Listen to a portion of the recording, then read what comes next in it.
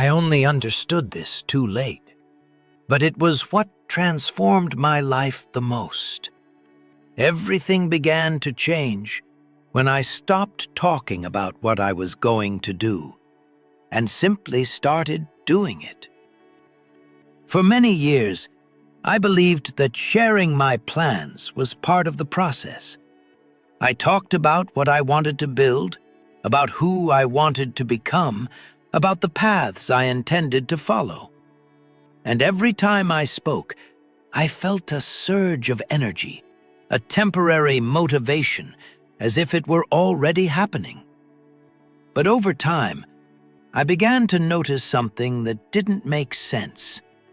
The more I talked, the less I accomplished. That's when I stopped observing the world and started observing myself. And I noticed a quiet pattern. Every time I announced something that didn't yet exist, I lost part of the strength I needed to build it. Within Buddhist teachings, there is a deep understanding of this. What is still being formed needs withdrawal, not exposure. Because when you speak too early, you take something out of the field of action and place it into the field of appearance. And it was at that moment that the first lesson I carried with me for life emerged. Stop announcing what you haven't built yet. Not out of fear, not out of insecurity, but out of wisdom. Because when you speak before you act, you divide your energy between explaining and doing.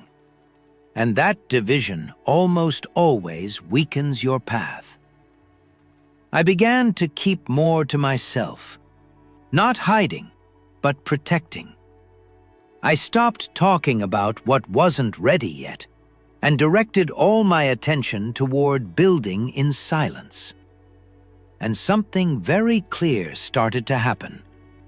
The less I spoke, the more I did. And the more I did, the less I felt the need to speak. That's how my life began to change. Not through big announcements, but through silent decisions that no one ever saw happening.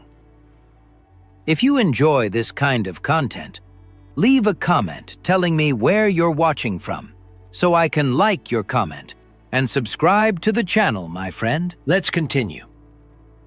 After I stopped announcing what didn't yet exist, I had to face something even harder to accept. I realized that for many years I had been confusing talking with progressing. Every time I shared a plan, an idea, or a goal, I felt an immediate sense of advancement, as if things were already in motion, as if I had taken an important step just by putting it into words. And for a long time, I truly believed that. I genuinely felt like I was moving forward. But over the years, by observing more closely, I began to see a silent pattern. The more I talked, the less I did. That sense of progress would fade over time, and what remained was a kind of internal relaxation, as if part of me had already completed something, even though nothing concrete had been done. Within Buddhist teachings, there is a very clear understanding of the nature of the mind. It constantly seeks small rewards to feel satisfied, even if those rewards are not real. And when you talk about something you haven't built yet, you create exactly that, a premature reward, an illusion of achievement that weakens the need to act. That's when I understood the second lesson I carried with me throughout my life. Don't confuse talking with progressing. Because talking may give you the feeling of movement, but only action builds something that lasts. Words may calm you for a moment, but it is silent practice that truly transforms. I began to observe this impulse within myself. Whenever I felt the urge to share, to explain, to talk about something that didn't yet exist, I recognized it as a desire to feel, not to build. And in that moment, I chose differently. I didn't speak, I acted. And over time, something became very clear. My energy stopped being scattered across temporary sensations and began to be directed toward what truly mattered. Because when you stop chasing the feeling of progress, you finally start making real progress. As time passed, I noticed something even more subtle. It wasn't just about speaking or staying silent. It was about energy. Because every time I shared something that hadn't yet been built, it felt as if a part of me was being drained, as if something that should have remained within me was being spread too soon. At first, this wasn't obvious. It felt like simple conversation, something light. But little by little, I began to understand that every word carries energy. And when you speak about something that doesn't yet exist, you are taking strength away from what should be growing in silence. Within Buddhist philosophy, there is a deep understanding that attention is a form of energy, and what you direct outward is no longer concentrated within. I began to notice that after speaking, my intensity would decrease. That initial clarity was no longer as firm. That urgency to act was no longer as present. And this happened because, by speaking, I was dividing my energy between what I needed to do and what I wanted to show. That's when I understood something I carried for the rest of my life. And this is the third lesson I can give you with absolute clarity. Preserve your energy for action, not for explanation. Because explaining requires effort, exposure, organization, and all of that consumes exactly what you need to build. When you talk too much, you drain yourself before you even begin. After I understood this, I began to change consciously. Whenever the urge to share appeared, I would ask myself whether it truly needed to be said, or if it was just an impulse to relieve internal tension. And most of the time, I realized it didn't need to be said. So I began to keep more energy within me. Instead of spending it explaining, I invested it in doing. Instead of dividing it, I concentrated it. And over time, something became very clear. What once took a long time to happen began to move forward with greater consistency. Because when you learn to preserve your energy, you finally have enough strength to turn intention into reality. Over time, I realized that it wasn't only my energy that was being lost when I spoke too much. It was also the influence I allowed in. Because every time I shared something that was still being built, I opened the door for others to interfere with it, often without even realizing it. At first, this seemed harmless. They were opinions, suggestions, comments that often came with good intentions. But what I didn't understand was that each person sees the world through their own limitations, fears, and experiences. And when you expose something that is not yet stable within you, those influences begin to mix with your own vision. Within Buddhist teachings, there is a very clear understanding of this. The mind is deeply influenced when it is not yet stable. And a thought that is still forming is fragile. It can easily be distorted when exposed too early. I began to notice that ideas that once felt clear within me started to become confused after being shared. Doubts that didn't exist before would appear. Paths that once seemed simple became complicated, and what once had direction began to lose strength. That's when I understood something that completely changed the way I positioned myself. And this is the fourth lesson I leave with you. Protect your plans from the opinions of those who are not building with you. Because not everyone needs to know what you're doing, and not everyone has the capacity to understand something that hasn't even become real yet. And when you expose it too early, you risk weakening something that still needed silence to grow. After I understood this, I began to be more selective about what I shared, not out of distrust, but out of awareness. I started to understand that some things need to be cultivated in a protected space where only action has access. And over time, something became very clear. When I protected my plans, they became stronger. When I stopped exposing them, they developed with greater clarity.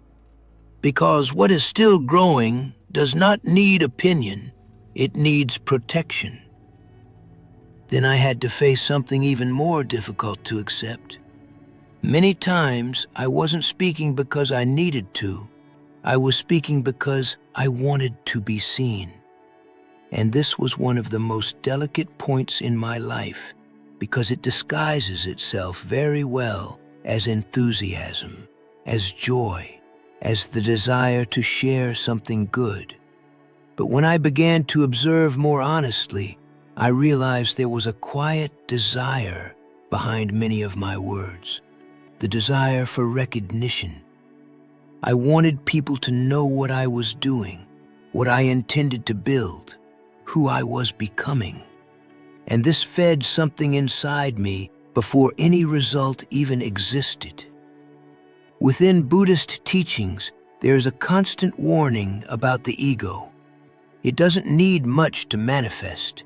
It becomes satisfied with small forms of validation. And when you talk about something you haven't yet achieved, the ego feeds on that possibility as if it were already reality. The problem is that when the ego is satisfied too early, discipline begins to weaken, because a part of you has already received enough attention to feel complete, even without doing what needed to be done. That's when I understood something that completely changed the way I acted. And this is the fifth lesson I leave with you. Do not seek recognition before you achieve. Because when you seek to be seen before you build, you trade consistency for approval. And that trade almost always takes you off your path. I began to silence that impulse within me. Whenever the urge to share appeared, I would observe whether it came from something genuine or from a need to be recognized. And when I realized it was the second, I chose not to speak. And over time, something changed deeply. I stopped depending on others' reactions to keep going. My motivation stopped being external and started coming from within. Because when you stop seeking early recognition, you begin to build something that doesn't depend on anyone's opinion to exist. That's when I began to understand the true value of silence, not as the absence of speech, but as protection. Because there is a big difference between hiding something out of fear and preserving something out of awareness. And for a long time, I didn't understand that. I thought that staying silent meant missing opportunities, not sharing, pulling away. But over time, I realized that silence, when understood properly, is not emptiness. It is a space of construction. Within Buddhist teachings, silence has always been seen as a field of cultivation. Everything that is still being formed needs a protected environment without interference, without judgment, without premature exposure. Just as a seed needs to remain buried for a time before it appears, your plans also need a period of silence to develop roots. I began to notice something very clear. Everything I kept in silence grew stronger. Ideas became more organized, decisions became firmer, and what once felt uncertain began to gain direction. And it was at that moment that I understood something I carried for the rest of my life, and this is the sixth lesson I leave with you. Cultivate your goals in silence until they are strong enough to exist. Because when you expose too early, you weaken. But when you cultivate in silence, you strengthen. I began to treat my plans as something that needed protection.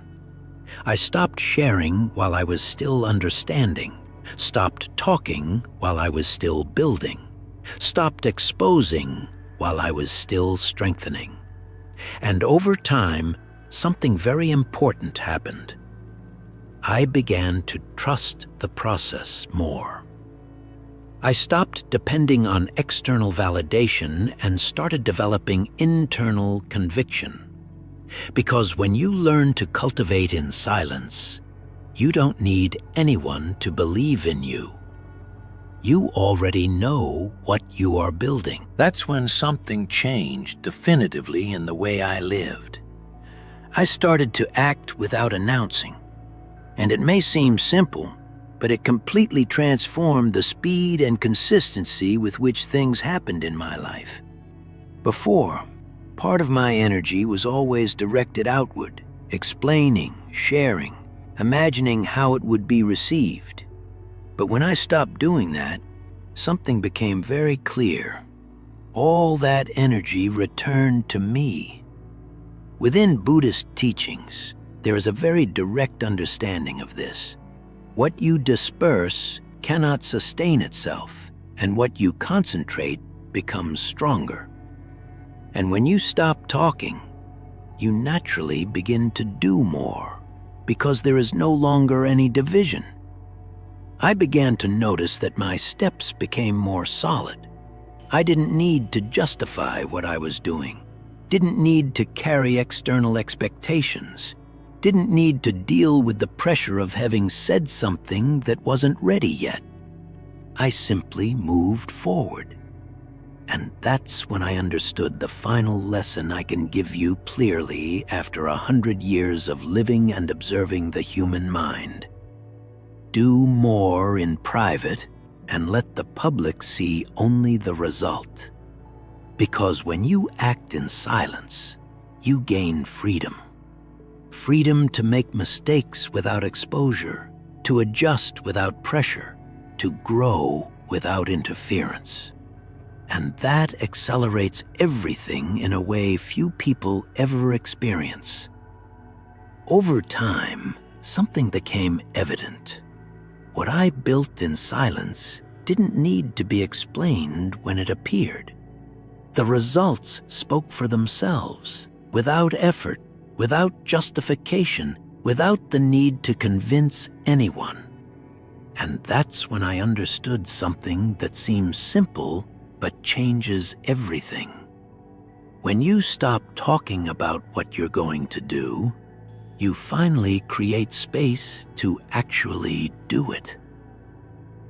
After 100 years observing life, the mind, and human behavior, I can tell you something with absolute clarity.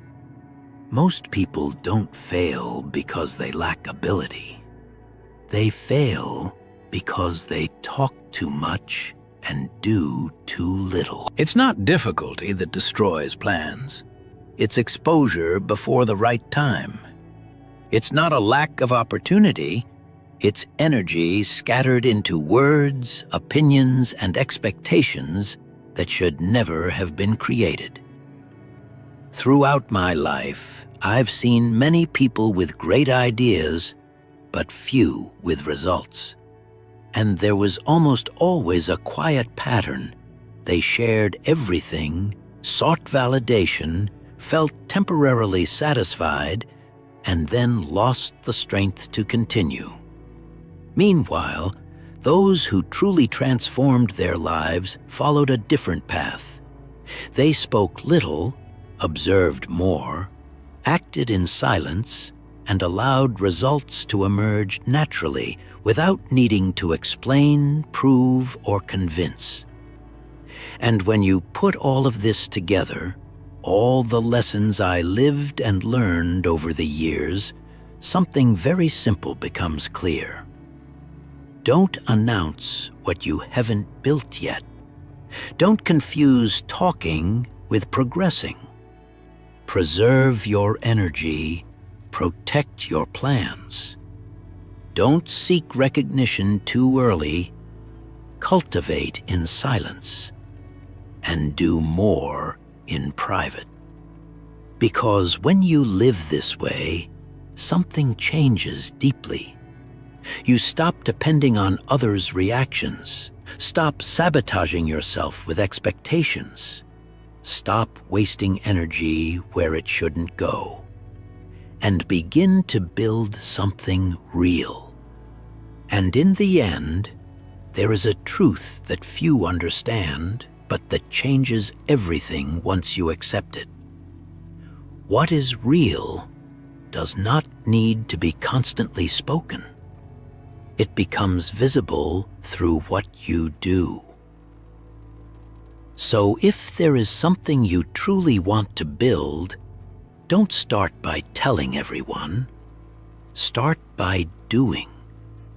And when it's ready, you won't need to explain anything.